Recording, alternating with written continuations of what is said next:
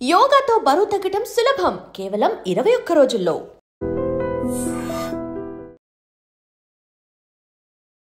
నమస్తే, welcome to I dream talking point with కవిత.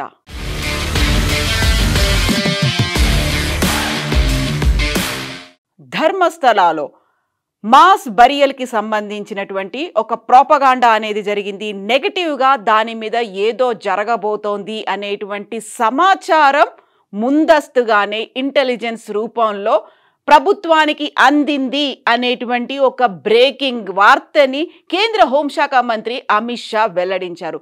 2023లోనే ధర్మస్థల తీర్థక్షేత్రం చుట్టూ ఇలాంటి ఒక కాన్స్పిరసీ థియరీ, ఒక నెగటివ్గా క్యాంపెయిన్ జరగబోతోంది అనేటువంటి సమాచారాన్ని 2023లోనే కర్ణాటక రాష్ట్ర ప్రభుత్వానికి రాష్ట్ర ఇంటెలిజెన్స్ డిపార్ట్మెంట్ సమాచారాన్ని అందించింది. అయినప్పటికీ ఎందుకు చర్యలు తీసుకోలేదు?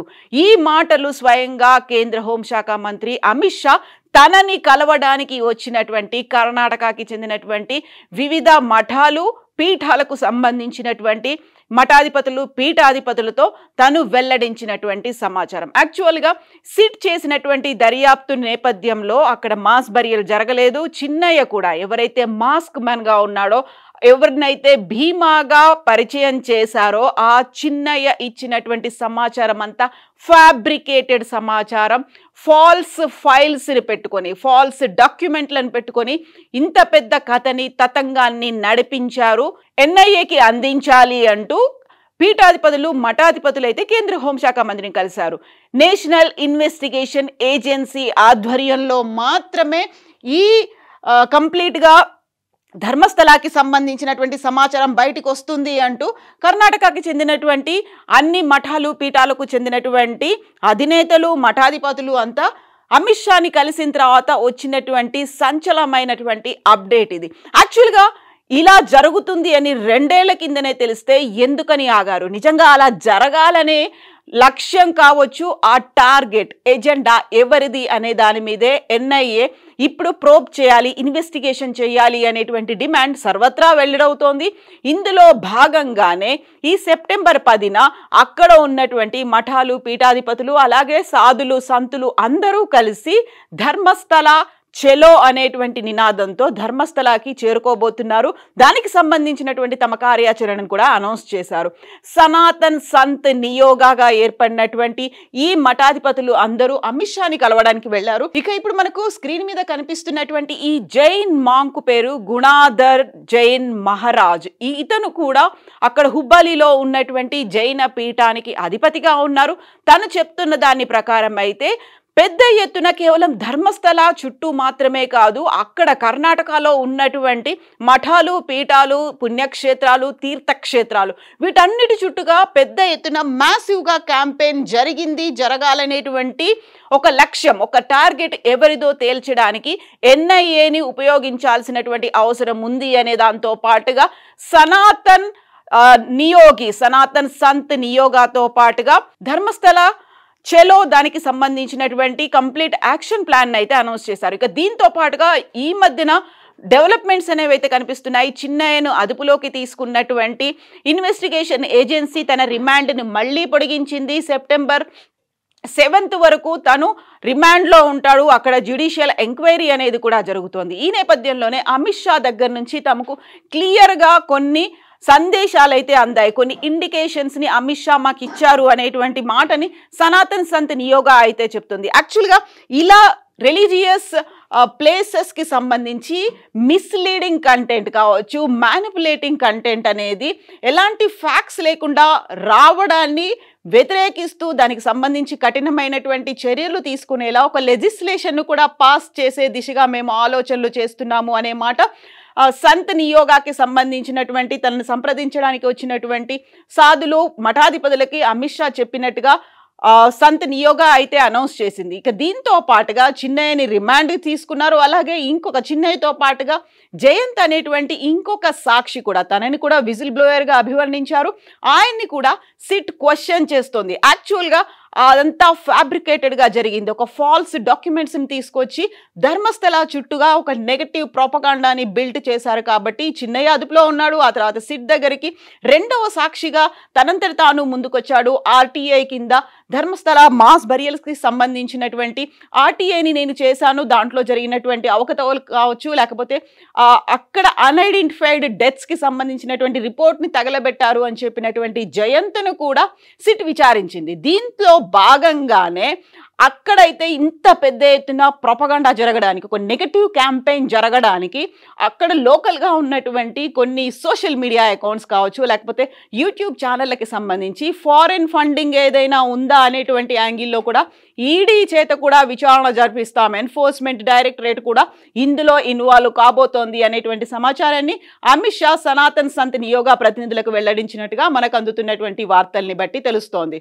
ఇక అరెస్ట్ చేసినటువంటి యూట్యూబర్ ఎండి సమీర్కి అయితే ఇప్పుడు బెయిల్ మీద విడుదలై బయటకు వచ్చినప్పటికీ తన ఇంటి మీద సిట్ పోలీసులు అయితే రైడ్ చేశారు. ఆయన ఉపయోగించినటువంటి మొబైల్ ఫోన్తో పాటుగా తన యూట్యూబ్ ఛానల్ దూతాకి సంబంధించి ధర్మస్థల తీర్థక్షేత్ర ట్రస్ట్లో అక్కడ మాస్ బరియల్ జరిగింది అనేటువంటి విపరీతమైనటువంటి వందలు వేల సంఖ్యలో పుర్రెలు, అక్కడ ఉన్నటువంటి స్కెల్టన్స్, వీటన్నిటిని ఏఐతో చిత్రీకరించి యూట్యూబ్లో అప్లోడ్ చేశాడు, తన దూతా ఛానల్లో అప్లోడ్ చేశాడని చెప్పి ఆయన ఇంటి మీద కూడా పోలీసులు రైడ్ చేశారు. ఫోన్తో పాటుగా ల్యాప్టాప్ని కూడా సీజ్ చేశారు. ఇక ఇంకొక యూట్యూబర్ అభిషేక్ ఉన్నాడు. అభిషేక్ని కూడా పోలీసులు క్వశ్చన్ చేస్తున్నారు. తమ ఇంట్రాగేషన్కి హాజరవ్వమని ఆయనకు కూడా నోటీసులు ఇచ్చారు. దానికి ప్రధాన కారణం చిన్నయ్యని ఇంటర్వ్యూ చేయడంతో పాటుగా తన కూతురు అనన్య భట్ మిస్ అయింది అని పెద్ద ఎత్తున క్యాంపెయిన్ చేసి మీడియాకి ఇంటర్వ్యూలు ఇచ్చినటువంటి సుజాత భట్ని ఇంటర్వ్యూ చేశాడు అనే కారణంతో అభిషేక్ను కూడా ఎంక్వైరీ ముందు హాజరవ్వమని పోలీసులు అయితే ఆయన్ని సిట్ ముందు హాజరవ్వమని చెప్పారు.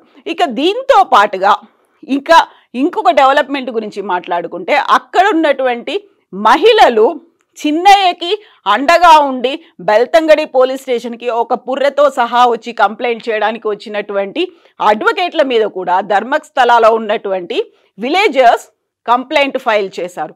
తమ ఊరుని, తమ పేరుకి, అలాగే తమ ధర్మస్థల తీర్థక్షేత్రానికి సంబంధించి ఒక చెడ్డ పేరు తీసుకురావడంలో సహాయపడ్డారు. ఈ అడ్వకేట్ల వల్లే ధర్మస్థలాన్ని దేశవ్యాప్తంగా కాదు ప్రపంచమంతా ఒక నెగటివ్ యాంగిల్లో చూసింది, నెగటివ్ ఇమేజ్ పోర్ట్రే అయింది అనే ఉద్దేశంతో అడ్వకేట్ల మీద కూడా అక్కడ ఉన్నటువంటి విలేజర్లు కేసులు పెట్టారు.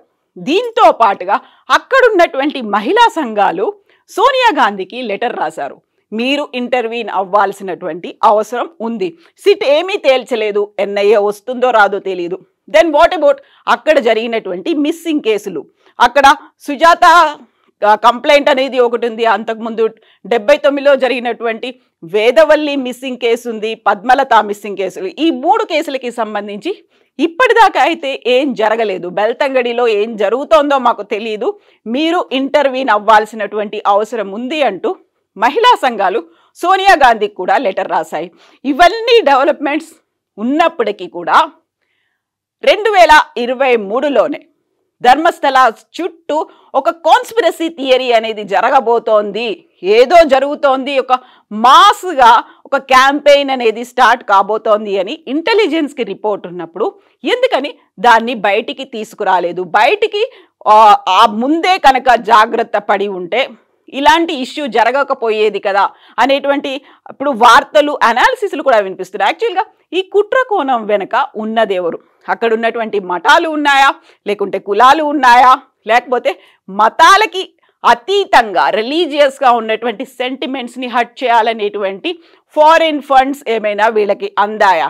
ఒకవైపు సిబిఐ ఉంది, ఆ తర్వాత ఈడీ ఎంటర్ అవ్వబోతోంది, దీంతో పాటుగా సిట్ దర్యాప్తు జరుగుతోంది, అండ్ నేషనల్ ఇన్వెస్టిగేషన్ ఏజెన్సీని కూడా ఎంటర్ అవ్వాల్సినటువంటి అవసరం ఉంది అనేటువంటి డిమాండ్లు కూడా విపరీతంగా పెరుగుతున్నాయి.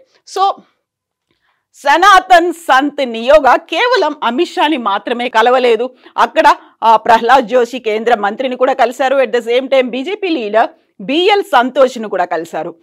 ఒక మత కేంద్రంగా జరగడమే కాదు, అక్కడ ఉన్నటువంటి రిలీజియస్ సెంటిమెంట్స్ని హర్ట్ చేయడంతో పాటుగా ఒక బ్యాడ్ ప్రోపగండా అనేది ఆల్మోస్ట్ 2 నెలల పాటు కొనసాగేలా చేసిన ఈ సంఘటన వెనకాల ఉన్నటువంటి వ్యక్తులు ఎవరు, వాళ్ళ ఎజెండా ఏంటి? టార్గెట్ని అయితే వాళ్ళు అచీవ్ చేస్తాము అనే ఉద్దేశంలో భాగంగా బెల్తంగడి పోలీస్ స్టేషన్కి అయితే వచ్చారు. పుర్రెల్ని తీసుకొచ్చారు.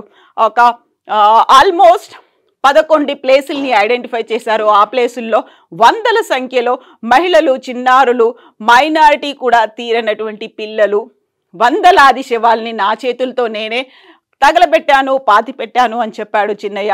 అందరి మీద అఘాయిత్యాలు, అత్యాచారాలు జరిగినటువంటి ఆనవాళ్లు ఉన్నాయి. చాలా మందికి ఒంటి మీద దుస్తులు లేవు, కొంతమందికి తలలు తెగిపోయాయి, కొంతమందికి ఇతర శరీర భాగాలు తెగిపోయాయని చిన్నయ్య చెప్పడం వెనకాల కూడా ఫాల్స్ డాక్యుమెంట్స్ అనేవి ఉన్నాయి. ఈ ఫాల్స్ డాక్యుమెంట్స్ని ఎవరు సృష్టించారు? దీంతో పాటుగా రైట్ టు ఇన్ఫర్మేషన్ యాక్ట్ కింద అప్పుడు సిట్లో భాగంగా ఉన్నటువంటి ఒక పోలీస్ అధికారి అన్ఐడెంటిఫైడ్ డెత్స్కి సంబంధించినటువంటి రిజిస్టర్ని కూడా తగలబెట్టాడు. ఇలాంటి సమాచారాన్ని ఎందుకని స్ప్రెడ్ చేశారు? వీటన్నిటికీ సంబంధించి ఎన్ఐఏ అయితే రంగంలోకి దిగాలి, బరిలోకి దిగితే తప్ప ఈ కంప్లీట్ జరిగినటువంటి ఒక ప్రొపగాండా, ఫాల్స్ నరేషన్కి సంబంధించి ఒక సొల్యూషన్ కావచ్చు, ఒక ఫైండ్ అవుట్ అనేది వస్తుంది అనేది అయితే అక్కడ ఉన్నటువంటి మఠాధిపతులు చెప్తున్నారు, అక్కడ ఉన్నటువంటి స్థానికులు కూడా చెప్తున్నారు.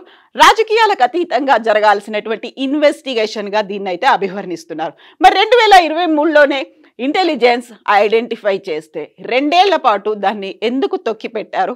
ఇలా ఒక మాస్గా క్యాంపెయిన్ జరగకుండా ఎందుకని అడ్డుకోలేకపోయారు? దీని వెనకాల రాజకీయాలున్నాయా? డబ్బు, పలుకుబడి, అధికారం ఉందా? లేకపోతే కులాలు, మతాలు కూడా ఉన్నాయా? మీరేమనుకుంటున్నారో కామెంట్స్ రూపంలో తెలియచేయండి. నిజంగా ప్రస్తుతం ఉన్నటువంటి సమాజం దేనికి ప్రయారిటీ ఇస్తుంది? ఆర్థిక సంబంధాల చుట్టూ మాత్రమే తిరుగుతుంది. మళ్ళీ ఎన్నికలంగానే చాలా విరక్తి కలుగుతాను. మంచి అనిపిస్తుంది కదా, లేడీస్ కూడా ఛాలెంజింగ్ జాబ్స్ చేసినప్పుడు చాలా బాగుంటది. ట్రాఫిక్ అసిస్టెంట్స్ గా నియమించిన ట్రాన్స్జెండర్స్ అందరితో సాల్యూట్ చేయించుకుంటున్నారు. ఫుడ్ డెలివరీ ఇవ్వటానికి వెళ్ళినటువంటి డెలివరీ బాయ్ అనిల్ పై కళ్ళ ముందు